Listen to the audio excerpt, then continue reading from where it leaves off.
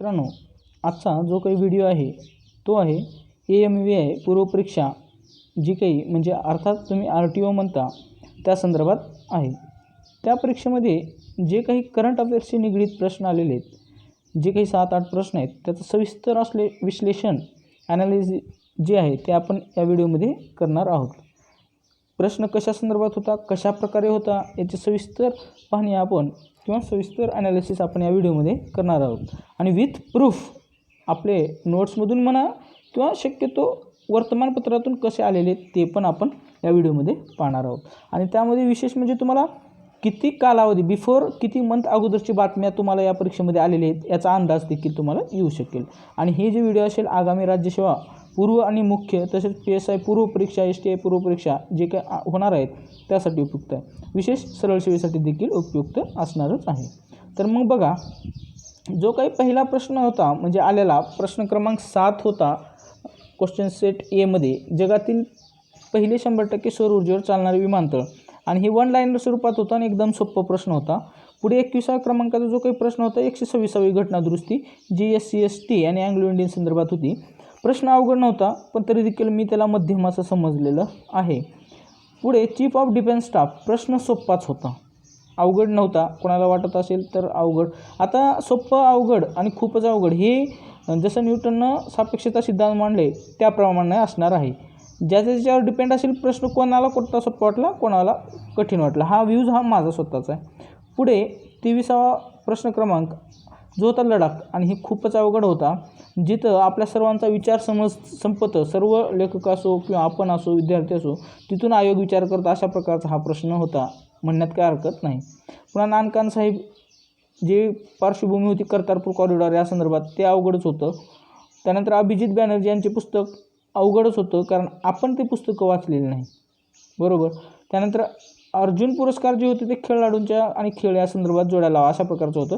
एवढं अवघड बी म्हणता येत नाही आणि सोपं पण म्हणता येत नाही, मध्यम प्रश्न होता तो। आणि जागतिक तंबाखू दिन हा वन लाईनर होता, एवढं काही अवघड नव्हतं, कठीण नव्हतं। तर मग बघा, आता आपण पाहू प्रश्न, जगातील पहिले 100% सौर ऊर्जेवर चालणारे विमानतळ कोणते? तर मित्रांनो, हे कोच्चिन विमानतळ आहे। हे मला नोट्समध्ये लिहिलेलं आहे पण कधी लिहिलेलं हे मला आठवत नाही, मला स्कॅन करून पाठवता आलेलं नाही, त्यामुळं प्रश्न मात्र ह्याचं उत्तर हे 100% कोच्चिन आहे। त्यानंतर पुढे जे आहे 126वी घटना दुरुस्ती विधेयक 2019 बाबत खालीलपैकी कोणते विधान चुकीचे आहे? तर मित्रांनो, हे तिन्ही विधान बरोबर आहेत। हे विधेयक संसदेच्या दोन्ही सभागृहात साध्या बहुमताने म्हणजे हजर राहून मतदान करणाऱ्या सदस्यांच्या बहुमताने मंजूर झाले आहे। या विधेयकाने लोकसभा आणि विधानसभामधील अनुसूचित जाती आणि अनुसूचित जमातीसाठी म्हणजेच SC ST साठी जे काही आहेत असलेला राखीव जागांचा हिस्सा हा पुढील 10 वर्षासाठी वाढविण्यात आलेला आहे। त्याचसोबत हे पण विधान बरोबर आहे। या विधेयकाने अँग्लो इंडियन जमातीसाठी असलेला राखीव जागांचा हिस्सा वाढविण्याची शिफारस केलेली नाही, खरीच केलेली नाही, आणि ज्याची मुदत 25 जानेवारी 2020 होती। आता आपण वर्तमानपत्रामध्ये या संदर्भात कशा प्रकारे नोट्स आले होते किंवा बातमी आले होते ते आपण पाहू। बघा, 126वी घटना दुरुस्ती त्याबद्दल अजून प्रश्नासंदर्भात मी बोलतो। हा पूर्णपणे लोकसत्ता आणि मटा वर्तमानपत्रात आलेल्या बातमीवर आधारित आहे। फक्त पर्याय 1 जो आहे तो वर्तमानपत्रात किमान माझ्या तरी वाचण्यात आलेलं नाही, किंवा मी वारंवार ज्यावेळेस म्हणत होतो तुम्हाला की तुम्ही प्रत्येक एखादी पॉलिटिशी निगडीत घटना चालू असताना पॉलिटिशी निगडीत विषय जे आहेत ते तुम्ही वाचत चला, त्यामुळं पॉलिटीचा जो काही विषय असेल तो त्याच वेळेस परफेक्ट होत असतो। आणि बघा, या संदर्भात मी म्हटल्याप्रमाणे इथं त्या संदर्भात प्रश्न आलेला आहे, याचं संभाव्य उत्तर अर्थातच 4 आहे। आता बघा, मी थोडक्यात ह्या प्रश्नाचं पूर्ण सविस्तर विश्लेषणच करतो जे नोट्समध्ये आलेले आहेत। बघा, अनुसूचित जाती जमातीच्या आरक्षित जागांना 10 वर्षे मुदतवाढ अशा प्रकारची बातमी होती आणि ती 126वी घटना दुरुस्ती आहे, जी लोकसभेमध्ये 10 डिसेंबर 2019ला मंजूर झाली होती आणि तुमचा पेपर झाला मार्च, म्हणजे बिफोर 4 मंथ अगोदर ही बातमी होती। 126वी घटना दुरुस्ती संसद विधिमंडळामध्ये SC ST अनुसूचित जाती जमाती आरक्षणाला 10 वर्ष मुदतवाढ देण्याची तरतूद त्यामध्ये आहे। आता अँग्लो इंडियन सदस्यांची आरक्षित जागा मात्र यामध्ये रद्द करण्यात आलेल्या आहे। पुढे दर 10 वर्षांनी या आरक्षणाला मुदतवाढ दिली जाते, हो दिली जात होती आणि यामुळेच आता परत मुदतवाढ दिलेली आहे। या दोन्ही घटकासाठी लागू असलेल्या आरक्षणाची मुदत 25 जानेवारी 2020 रोजी संपत होती. आणि पर्याय 3मध्ये देखील जो काही होतं त्या कंसामध्ये असंच दिलेलं आहे, तर हे बरोबरच आहे. 126व्या घटना दुरुस्तीनुसार 25 जानेवारी 2030पर्यंत संसद व राज्य, बघा लक्ष घ्या, संसद आणि राज्य म्हणजे लोकसभा असो, राज्यसभा आणि विधानसभा किंवा विधान परिषद, विधानसभामधील आरक्षण लागू राहील. आता राखीव जागा संदर्भात बघा, लोकसभेमध्ये अनुसूचित जातीसाठी 84 जागा आहेत, अनुसूचित जमातीसाठी जे आहेत ते 47 जागा आहेत. आणि ओव्हरऑल ऑल इंडियाचा विचार करता प्रत्येक विधानसभामध्ये अनुसूचित जातीसाठी 614 जागा आहेत आणि अनुसूचित जमातीसाठी 554 जागा आहेत. त्यानंतर अँग्लो इंडियन समाजाचे आरक्षण रद्द अशीच बातमी त्याच्यामध्ये होती. आता अँग्लो इंडियन समाजाला लोकसभा आणि विधानसभामध्ये प्रतिनिधित्व मिळावे या उद्देशाने या समाजाचे ख्रिश्चन सदस्य नामनियुक्त करण्याची तरतूद होती. आता लोकसभेमध्ये 2 अँग्लो इंडियन सदस्य नामनियुक्त केले जात होते, पण जर 2011चा सेन्सस पाहिला, तुम्ही जनगणना पाहिली, त्यानुसार या समाजाला विधिमंडळामध्ये जे काही योग्य प्रतिनिधित्व असल्याचे आढळले होते. आणि याच आधारे जानेवारी 2020 पासून मिळणारे आरक्षण जे आहे ते रद्द करण्यात आलेलं आहे. मोदी सरकारने पुन्हा सत्तेत आल्यावर अँग्लो इंडियन समाजाला मिळणारे संसद आणि विधिमंडळातील आरक्षण मात्र रद्द केले, जी 126व्या घटना दुरुस्तीनुसार. मोदी सरकारने पुन्हा सत्तेत आल्यावर विशेष म्हणजे अँग्लो इंडियन समाजाच्या दोन्ही जागा रिक्त ठेवल्या होत्या. सुरुवातीला जी काही मोदी 1.मध्ये होती तेव्हा नेमणूक केली होती, परत ज्यावेळेस निवडून आले त्यावेळेस मात्र त्यांनी यांची नेमणूक कोणाची केली नाही. आता कलम लक्षात घ्या, यावरती प्रश्न आलेले आहेत. कलम 330 जी आहे, लोकसभेत अनुसूचित जाती आणि जमातीसाठी राखीव जागा. पुढे कलम 331 जे आहे, लोकसभेत अँग्लो इंडियन समुदायाचे प्रतिनिधित्व, कलम 331. आणि कलम 332 जे आहे ते घटक राज्यामध्ये म्हणजे अर्थात विधानसभामध्ये अनुसूचित जाती जमातींना आरक्षण. आणि कलम 333 जे आहे ते घटक राज्यांच्या विधानसभामध्ये अँग्लो इंडियन समुदायाला प्रतिनिधित्व. म्हणजे कलम 330 ते कलम 333 एकदम सोपं आहे. लोकसभेत SC STंना, लोकसभेत अँग्लो इंडियनना. कलम 332 विधानसभामध्ये SC STंना आणि कलम 333 जे आहे ते अँग्लो इंडियनना. कशामध्ये? विधानसभेमध्ये. ओके.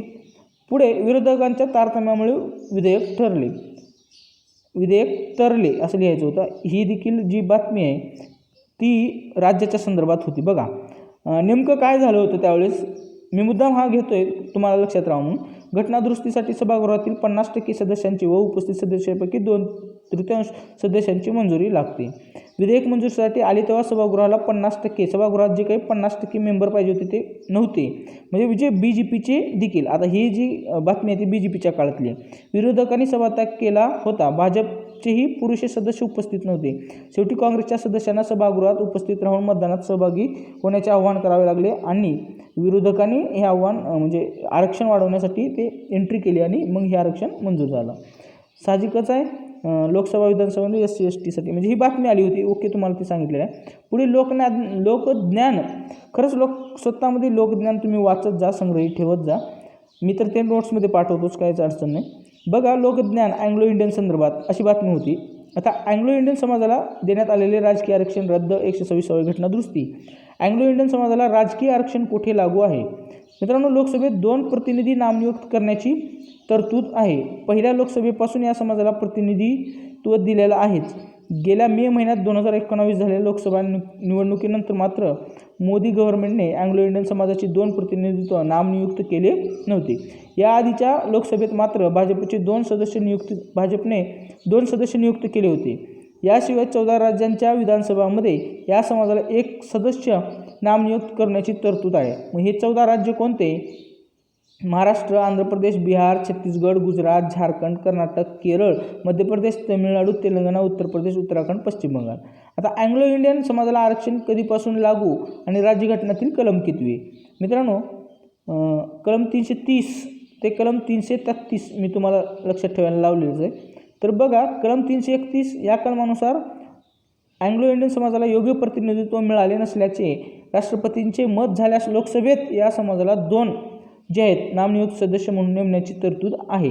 पुन्हा राष्ट्रपतींना. आता कलम 333 काय आहे बघा, या कलमानुसार राज्य विधानसभामध्ये या समाजाला जर योग्य प्रतिनिधित्व नाही असं वाटत असेल तर 1 सदस्य 14 राज्यांच्या विधानसभामध्ये लक्षात घ्या एक सदस्य नियुक्त करण्याचा जो अधिकार आहे तो राज्यपालांना आहे. आता महाराष्ट्रात सर्वात जास्त काळ कोणाला प्रतिनिधित्व मिळाले तर डेसमंड येट्स यांना हे प्रतिनिधित्व मिळालेले आहे. बघा 1995मध्ये शिवसेना भाजप युती सरकार आणि 1999मध्ये काँग्रेस राष्ट्रवादी जी आघाडी होती त्यावेळेस त्यांची नियुक्ती झालेली आहे. पुढे प्रश्न 22 आहे चीफ ऑफ डिफेन्स स्टाफ. खूपच महत्त्वाची होती आणि एवढा अवघड प्रश्न नव्हता.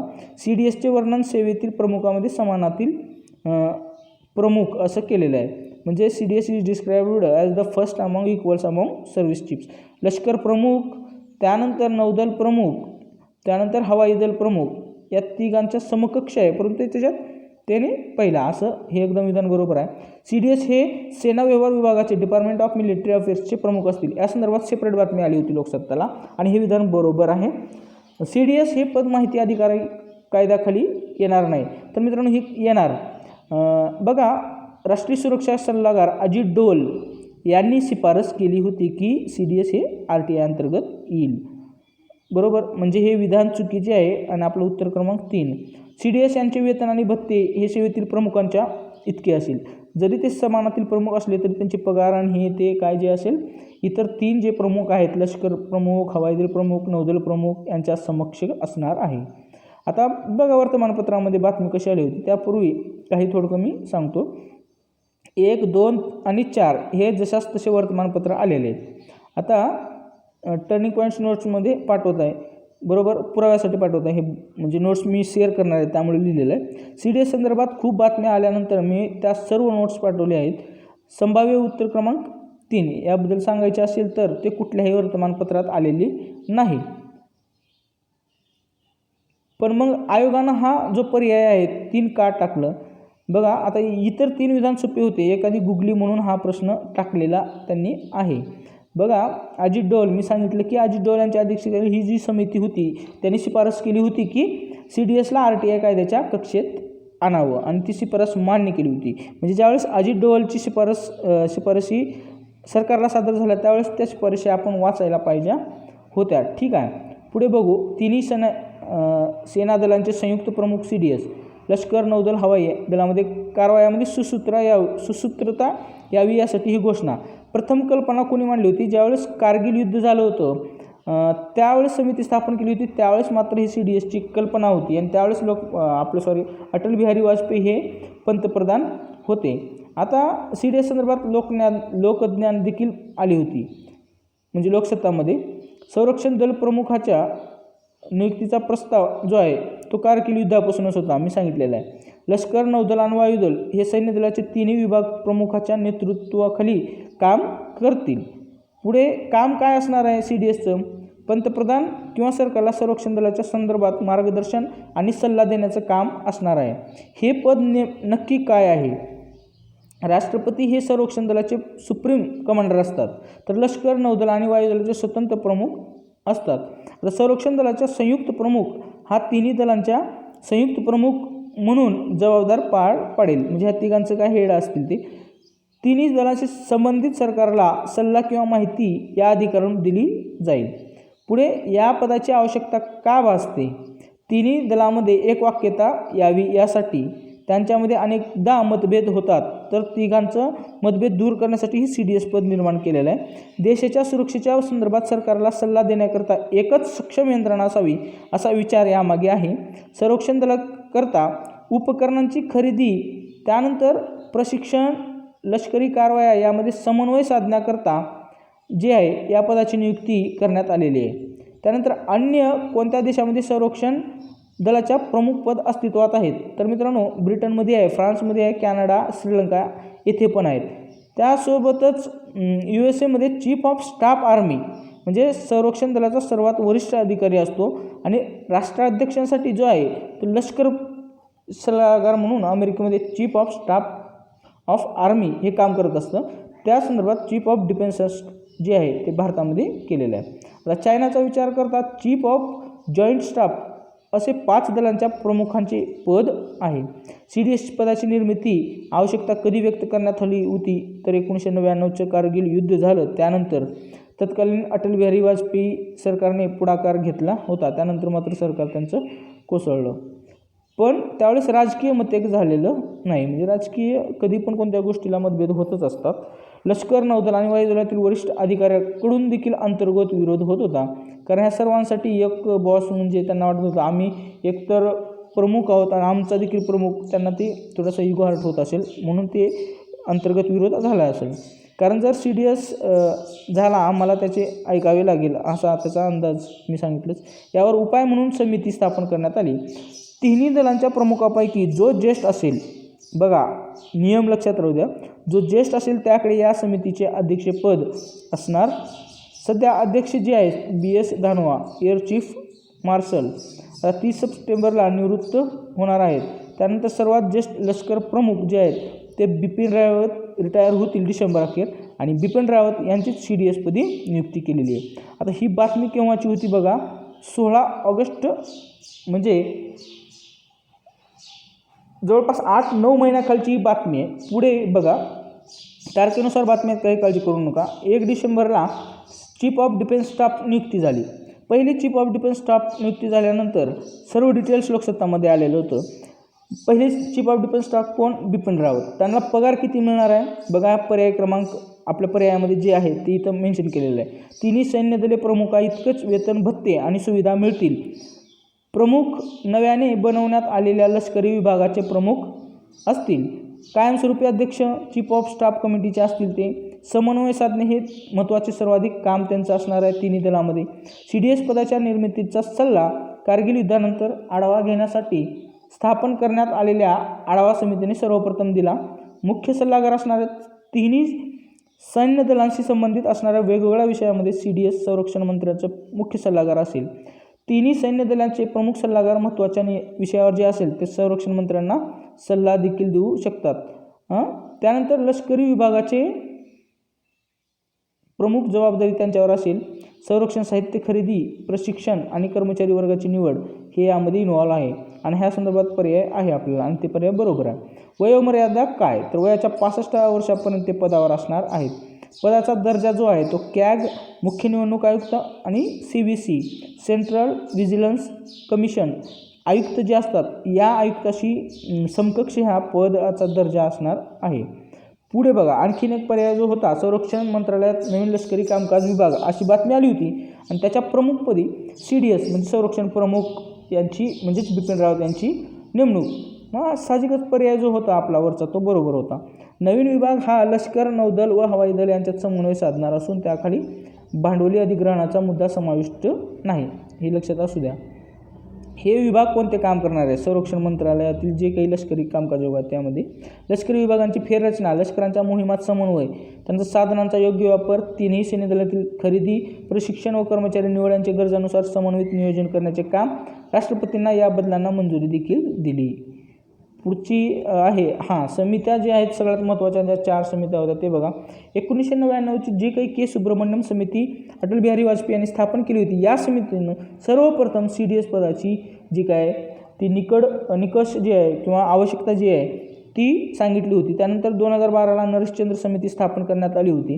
2016 DB शेकटकर यांची समिती स्थापन करण्यात आली. 2019ला अजित डोल यांची समिती स्थापन करण्यात आली, आणि फायनली CDS या पदाची निर्मिती करण्यात आलेली आहे, आणि बिपिन रावत हे पहिले CDS झाले.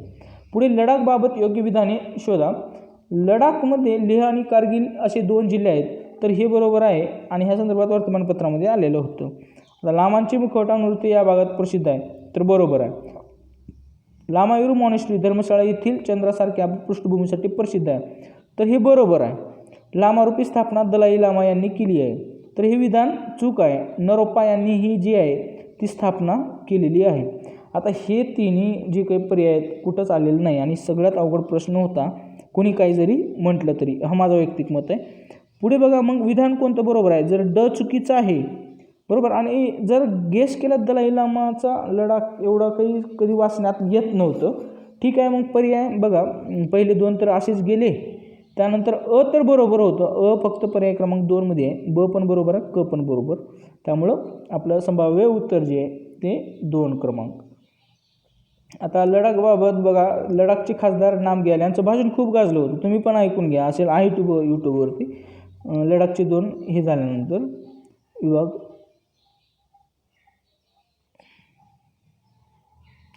थोडं लडाखबद्दल मी तुम्हाला माहिती सांगतो.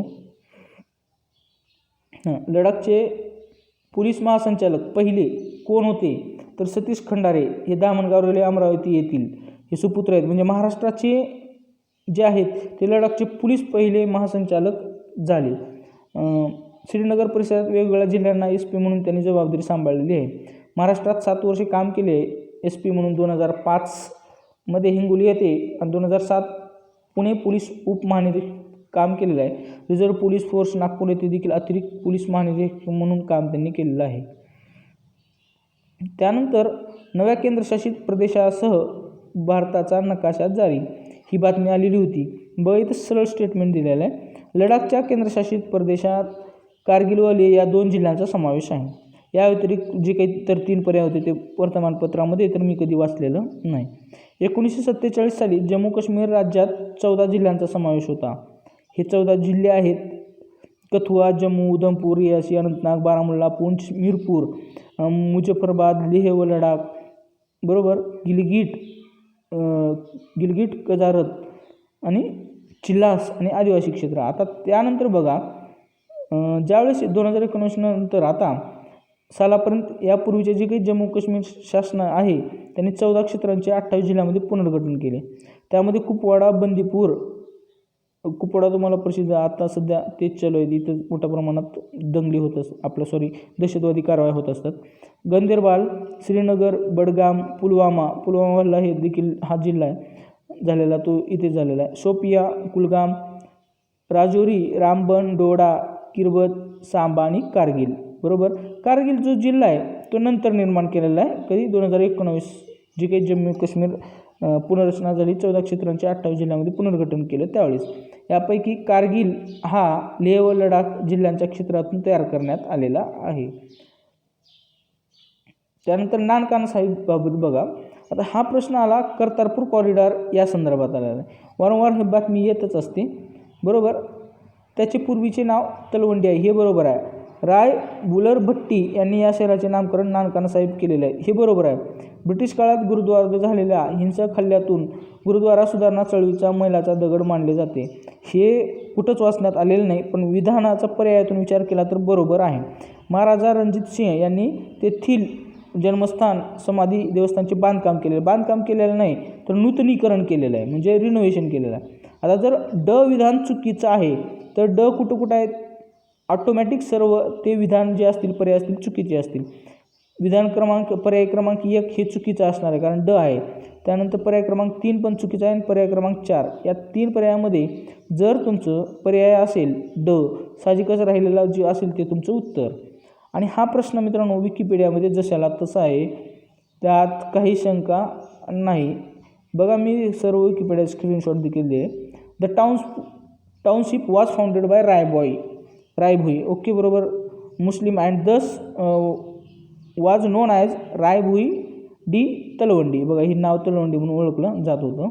हिज ग्रेट ग्रँडसन रायबुलर भट्टी रिनेम्ड, कोण, रायबुलर भट्टी रिनेम्ड म्हणजे त्याचं नामकरण केलं तर नानकाना साहेब after birth of Guru Nanak, साहजिक बरोबरच आहे.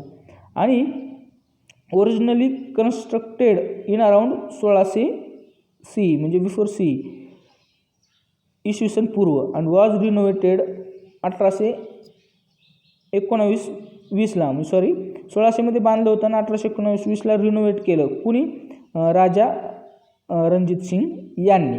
अशा प्रकारे इथं पर्याय पहिल्याच पॅसेजमध्ये 3च्या 3 पर्याय अवेलेबल होते. वर्तमानपत्रात तर माझ्या कुठं वाचण्यात आलेलं नाही.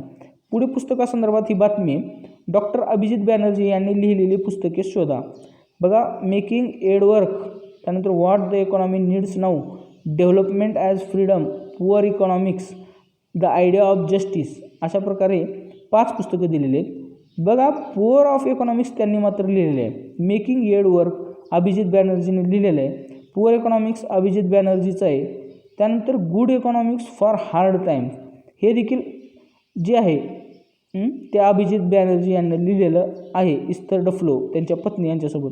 परंतु डेव्हलपमेंट ॲज फ्रीडम हे पुस्तक लिहिलेलं आहे अमर्त्य सेन यांनी. बघा अमर्त्य सेन यांना देखील नोबेल मिळाले आणि ते देखील अर्थशास्त्र आहेत. आपण त्यावेळेस पाहायला पाहिजे होतं दोघांची तुलना करून त्यांनी कोणते पुस्तक लिहिले का नाही, ते आपली चुकी झाली. द आयडिया ऑफ जस्टिस ती जी आहे अमर्त्य सेन यांनी लिहिलेलं आहे. बघा अभिजित बॅनर्जी यांच्याबद्दल मी सांगतो. मग ठीक आहे, आता पर्याय उत्तर कोणतं असेल तर ते बघा. The idea of justice Amartya Sen आणि डेव्हलपमेंट ॲज फ्रीडम हे दोन पुस्तकं मात्र अमर्त्य सेन यांनी लिहिलेलं आहे. साहजिकच पर्याय तुम्हाला उत्तर सांगून देतो मी. डेव्हलपमेंट ॲज फ्रीडम जिथं जिथं असेल तो पर्याय चुकीचा, बरोबर, 2 तर गेले. त्यानंतर द आयडिया ऑफ जस्टिस पर्याय जिथं जिथं असेल तो पण पर्याय आपला जिथं जिथं असेल तो पण पर्याय चुकीचा, बरोबर. पुअर इकॉनॉमी बरोबर आहे, सॉरी ब आणि मेकिंग एड वर्क त्यांनी लिहिलेलं आहे. What the economy needs now ते देखील त्यांनी लिहिलेलं आहे. आणि पुअर इकॉनॉमिक्स ते देखील पुस्तक त्यांनी लिहिलेलं आहे. म्हणजे ब आणि हे उत्तर आपलं आहे, पर्याय क्रमांक 3. आता मी वर्तमानपत्रामध्ये त्या संदर्भात जे काही बातम्या आलेल्या आहेत त्याबद्दल आपण पाहू. पुस्तकं पाहून घ्या एकदा.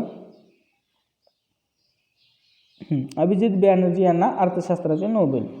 एस्थर डुफ्लो, मायकल क्रेमर या तिघांना एकत्रित हे जे काही नोबेल मिळालेलं होतं अर्थशास्त्राचं. भारतीय वंशाचे अमेरिकी अर्थतज्ज्ञ आहेत.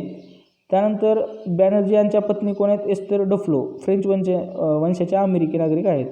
कशासाठी मिळाला ह्यांना नोबेल? तर जागतिक दारिद्र्य निर्मूलन संशोधनात महत्त्वाचे योगदान दिल्यामुळं.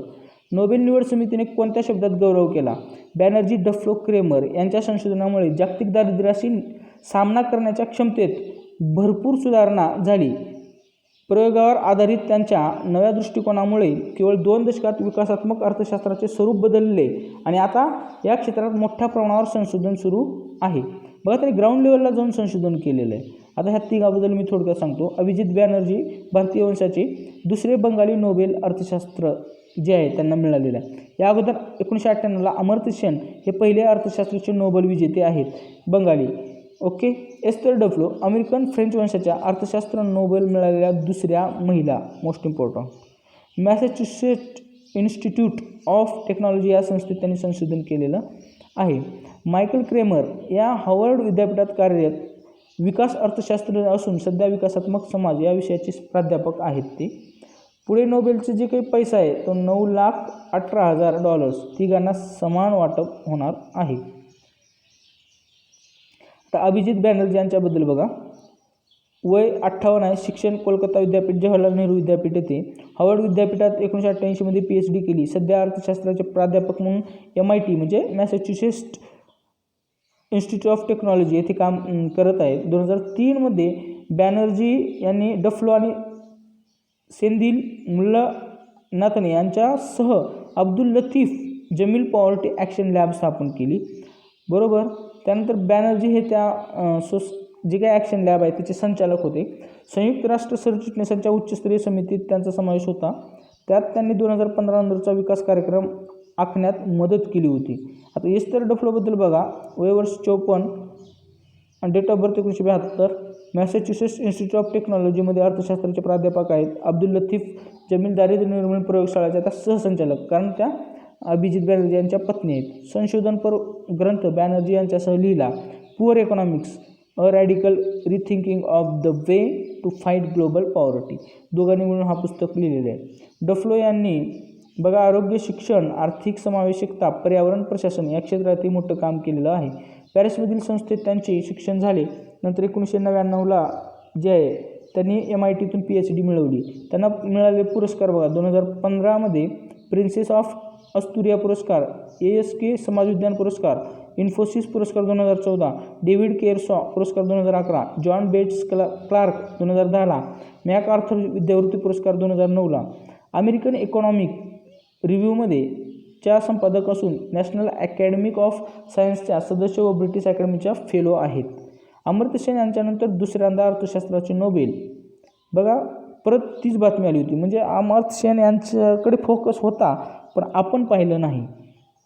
ओके, ठीक आहे. बघा आत्तापर्यंत भारतीय मानकरी नोबेलचे बघा, 1913ला रवींद्रनाथ टागोर साहित्य क्षेत्रामध्ये गीतांजली कादंबरी, 1930ला चंद्रशेखर सी व्ही रमण, चंद्रशेखर वेंकटरमण भौतिकशास्त्र रमण परिणामासाठी, 1969 हरगोविंद खुराना वैद्यकशास्त्र मेडिकल जनुकीय संकेतावलीचा अर्थ व त्याचे प्रथिन संश्लेषण केल्याबद्दल, 1979ला जी आहे मदर तेरेसा यांना शांततेचा मानवतेच्या कल्याणासाठी, 1983ला सुब्रमण्यम चंद्रशेखर फिजिक्समधील ताऱ्यांच्या उत्क्रांतीसाठी फिजिक्सचे 2 पुरस्कार मिळाले हे लक्षात असू द्या. अमर्त्य सेन 1998ला नोबेल मिळाले अर्थशास्त्र कल्याणकारी अर्थशास्त्रातील योगदानासाठी. ह्युमन डेव्हलपमेंट इंडेक्स बनवण्यामध्ये यांचा मोठा हात आहे अमर्त्य सेन यांचा. 2009ला व्यंकटरमण रामकृष्ण रसायनशास्त्र बघा, रसायनशास्त्राचं जी काय आहे नोबेल मिळवणारे ते पहिली व्यक्ती आहेत. अर्थशास्त्रातील पहिले नोबेल मिळवणारे व्यक्ती कोण? अमर्त्य सेन. त्यानंतर 2014ला कैलास सत्यार्थी यांना शांततेचा पुरस्कार मिळालेला आहे आणि शांततेचा पुरस्कार मिळवणारे ते दुसरे व्यक्ती. पहिले व्यक्ती कोण? भारतीय बरं का, मदर तेरेसा. त्यानंतर कैलास सत्यार्थी यांना काय मिळालं तर मुलांचे शोषण व त्यांचे हक्क या क्षेत्रात त्यांनी काम केले. यामुळं 2019ला अर्थशास्त्राचा नोबेल पुरस्कार अभिजित बॅनर्जी आणि नोबेल पुरस्कार प्राप्त अर्थशास्त्राचे हे कितवे व्यक्ती तर दुसरे, पहिले अमर्त्य सेन आणि एकूण विचार केला तर हे भारतीय नोबेल प्राप्त करणारे 9वे व्यक्ती. बघा, सहज आकडेवारी कशा प्रकारे प्रश्न बनवू शकतात. साहित्याचा नोबेल मिळवणारे पहिले व्यक्ती भारतीय रवींद्रनाथ टागोर. ओके, अशा प्रकारे प्रश्न कशाही प्रकारे प्रश्न बनवू शकतात. रवींद्रनाथ टागोर साहित्याचे नोबेल गीतांजलीसह सर्वोकृष्ट साहित्याचा पुढे डिटेल्समध्ये दिलेलं आहे. आता हरगोविंद खुराना ज्यावेळेस नोबेल मिळाले 1969ला वैद्यकशास्त्रातील, त्यावेळी इतर 2 जण सहमानकरी होते. जनुकीय संकेतावलीचा अर्थ व त्याचे प्रथिन संश्लेषण असा त्यांचा संशोधनाचा विषय होता. मदर तेरेसा त्या रोम कॅथोलिक ख्रिश्चन धर्मगुरू होत्या. त्या अल्बानियन असल्या तरी त्यांचे नागरिकत्व भारतीय होते. त्यानंतर सुब्रमण्यम चंद्रशेखर 1983ला भौतिकशास्त्राचे नोबेल त्यांना जे आहे ते विभागून देण्यात आला. विल्यम फॉलर यांच्यासोबत मिळाला होता. ताऱ्यांच्या उत्क्रांतीवरील संशोधनासाठी त्यांना पुरस्कार मिळाला होता. 1998ला अमर्त्य सेन अर्थशास्त्राचे नोबेल आणि पहिले अर्थशास्त्राचं जे नोबेल आहे त्यांना मिळाला कल्याणकारी अर्थशास्त्रातील योगदानासाठी. पुढे रमण रामकृष्ण 2009ला रसायनशास्त्रातील नोबेल जे आहे ते दोघांसमेत त्यांना मिळाला होता रायबोझोम्सवरील संशोधनासाठी. कैलास सत्यार्थी 2014चा शांततेचा नोबेल पाकिस्तानच्या मलाला युसुफजई यांच्यासमोर त्यांना मिळालेला आहे. सर्वात तरुण नोबेल पुरस्कार विजेती कोण आहे तर मलाला युसुफजई आहेत.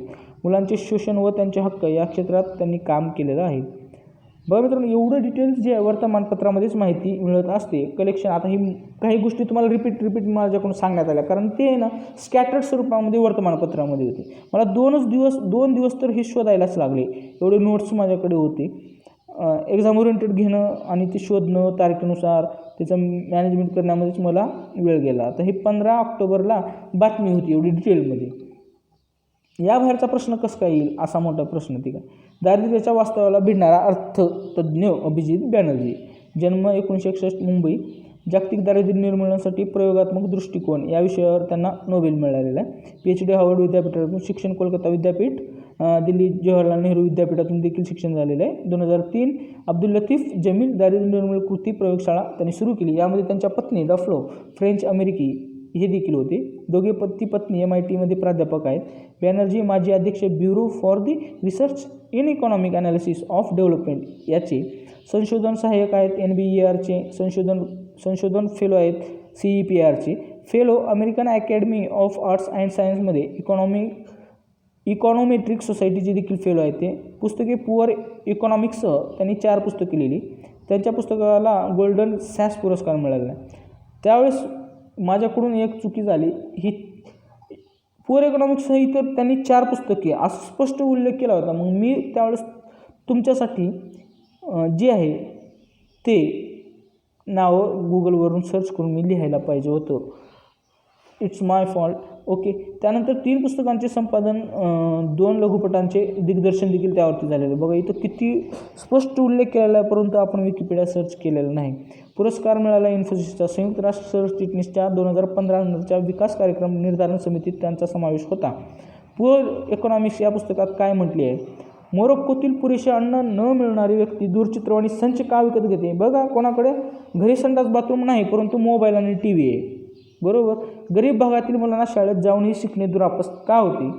गरीब मुलं शाळेत जाऊन देखील शिकत नाहीत. खूप मुले असल्याने तुम्ही खरोखर गरीब होता का हे देखील अभ्यास केला होता. यासारख्या प्रश्नांचे उत्तर देणे हे जागतिक दारिद्र्याचे दुष्चक्र भेदण्यासाठी गरजेचे, त्यामुळे हे पुस्तकातून मिळतं. जीवनमान उंचावण्याची ताकद, Abhijit Banerjee, Michael Kremer, Esther Duflo यांचं जे काही संशोधन आहे ते खूपच महत्त्वाचं आहे. जीवनमान उंचावण्याची ताकद त्यांच्या संशोधनामध्ये आहे. दारिद्र्य निर्मूलन उपाय सुचवण्यासाठी कामगिरी त्यांनी केलेली आहे. पुढे या तिघांनी दारिद्र्याचा सामना करण्यासाठी प्रयोगाधिष्ठित दृष्टिकोन वापरला. बघा, बी प्रॅक्टिकल. ते ग्राउंड लेवलला जाऊन तिथं अभ्यास केले आणि मग त्यांनी संशोधन सादर केले. समस्याचे विभाजन, ते लहान व्यवस्थापन, योग्य भागात करणे, त्यावर प्रश्न विचारून मग मार्ग काढत जाणे ही त्यांची जी मेथड होती. 1990च्या मध्यावधीत मायकल क्रेमर व त्यांच्या सहकाऱ्यांनी हा दृष्टिकोन कसा उपयोगी आहे हे दाखवून देखील दिले. त्यांनी पश्चिम केनियात शाळांचे निकाल सुधारण्यासाठी काही धोरणात्मक हस्तक्षेपाची फलनिष्पत्ती दाखवून दिली. तिथं पश्चिम केनियामध्ये इम्प्लिमेंट केलं आणि ते प्रूफ करून त्यांनी दाखवलं. पुढे अर्जुन पुरस्कार संदर्भात खेळाडू आणि जे काही पुरस्कार प्राप्त आहेत ते बघा. तेजिंदर पाल सिंग तूर हे ॲथलेटिक्स आहेत, हे आहे ना पुरस्काराला गैरहजर होते. आणि अजय ठाकूर हे कबड्डीची. बरोबर. म्हणजे अला 4 पर्याय पाहिजे आणि बला 3 पर्याय पाहिजे. इथंच भेटून जर गेलं बाकीचा विचार करायचा प्रश्नच येत नाही. त्यामुळं आपलं उत्तर आहे पर्याय क्रमांक 4. बघा आता ठीक आहे. बघा, पॅरालिम्पिकपटू दीपा मलिकची खेलरत्न पुरस्कारासाठी निवड. खेलरत्न पुरस्कार त्यांना मिळालेला आहे. पॅरालिम्पिकपटू सर्वोच्च पुरस्कार असतो. 2016च्या रिओ ऑलिम्पिकमध्ये 49 वर्षीय दीपाने F53 या गोळाफेकीच्या प्रकारात हा म्हणजे काय रौप्य पदक प्राप्त केलं होतं. अर्जुन पुरस्कारासाठी 19 जणांची निवड झाली होती. मी लिस्ट देत आहे. तेजिंदर पाल सिंग तूर ॲथलेटिक्स, त्यानंतर Mohammed Anas Yahiya athletics, S Baskaran body building, Sonia Lathar boxing, Ravindra Jadeja cricket, Ajay Thakur kabaddi, त्यानंतर Gaurav Singh Gill motor sports, Pramod Bhagat para sports, Anjum Moudgil shooting, त्यानंतर Harmeet Raju Desai table tennis, Pooja Dhanda wrestling, त्यानंतर श्रीमती फौदा मिर्झा इक्विस्ट्रियन खेळ प्रकार माहीत नाही, बघावं लागेल.